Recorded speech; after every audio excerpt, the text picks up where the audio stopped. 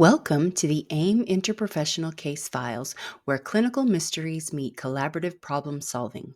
Each season, we unravel a new patient story one clue at a time: symptoms, history, social context, exam, interventions, and finally, the big reveal. Designed for learners, educators, and healthcare teams across the globe, this podcast brings virtual clinical simulation to life through storytelling, interprofessional collaboration, and compassionate care. So, grab your stethoscope or your cup of coffee and let's step into today's case. The only question is, what will your team discover?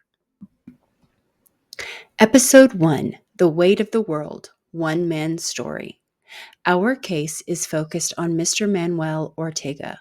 Over the course of this season, we will be introduced to the clinical team assigned to his case. This includes a primary care provider, nurse practitioner, Dr. Nina Santos, a pharmacist, Dr. Muhammad Ahmed, a dietitian, Miss Yolanda Stevens, and a social worker, Mr. Jose Diaz. So, let's get to the patient in this story. Mr. Ortega is a 60-year-old first-generation Mexican-American. He works full-time as a janitor at a local elementary school and has struggled for many years to make ends meet. He is the main source of income for his extended family and has not had health insurance for many, many years. He frequently skips meals so that his grandchildren can eat and works very long hours with no extra pay. His granddaughter Sophia accompanies him on this visit. Now, let's listen to the patient interview and see what we can find out. It's a Wednesday morning at the Eastside Community Clinic, where the waiting room fills quickly and every patient carries a story deeper than their symptoms. Today's case begins with a man who nearly didn't come in at all. When Mr. Ortega steps into the community clinic with a blood glucose of 352, it isn't just numbers we're treating. It's the bills he can't pay, the bus route he relies on, and the meals he skips so his grandchildren can eat. This is the story of a diagnosis, but also of a man who carries the weight of the world. Mr. Ortega? Hola, I'm Dr. Santos, a nurse practitioner. You can come with me. What brings you in today? Pues, I've just been really tired. Like, bone tired. My vision gets blurry sometimes. And I'm running to the bathroom all night. All night? How often? Maybe 5, 6 times. I clean offices overnight, so I don't sleep much anyway. I thought it was just the long shifts.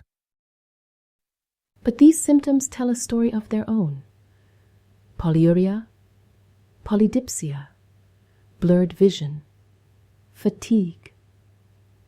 Classic signs, yet often dismissed, especially by those who work through pain just to survive. Have you noticed increased thirst? Mira, I carry a big jug with me. I refill it 3, maybe 4 times a shift. It's the only thing that keeps me going. Any headaches? Lightheadedness? Sí. But I don't want to miss work. If I miss hours, I miss rent. A simple question reveals the weight behind the symptoms. Work, rent, responsibility. For Manuel, stopping isn't an option, even when the body is signaling danger. Abuelo, I told you we should have come sooner. Mija, I'm fine. It's just age. You fell asleep at the dinner table yesterday. Ma'am was worried.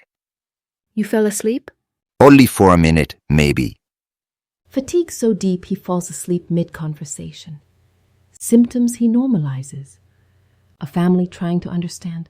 A system he rarely accesses. Mr. Ortega, I'd like to check your fingerstick blood glucose. These symptoms could be related to high blood sugar. Oye, do we really need to?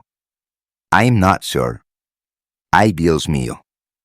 We're just gathering information. You're in the right place. Well, it looks like your blood glucose is 352. ¿Qué significa eso?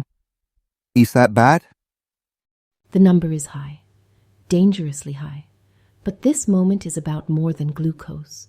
It's about access, affordability, food insecurity, and a man who has been surviving, not thriving. We're going to run some labs and talk about your symptoms more. You're not alone in this, Mr. Ortega. Okay. But mira, I need to get back to work soon. And there it is, the tension between health and survival. Next week, we dive deeper into Manuel's past medical history and uncover clues that may change the direction of his care entirely. Today's episode showed us that symptoms are not just clinical signals.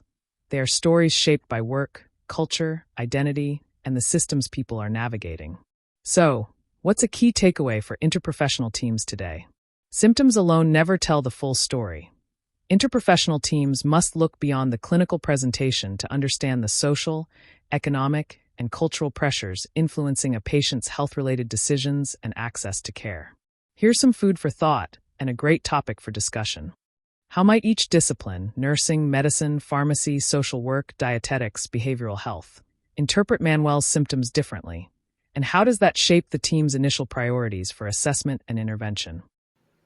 Thank you for joining us for this week's episode of the AIM Interprofessional Case Files. Remember, great healthcare isn't just about one discipline. It's about communication, shared understanding, and the humanity we bring to each patient story. If you've learned something new today, share this episode with a colleague or classmate. And if you'd like teaching guides, debrief tools, or additional simulation cases, visit Inspirational by Design and the AIM Simulation Project online. Until next time, stay curious, stay compassionate, and keep learning together.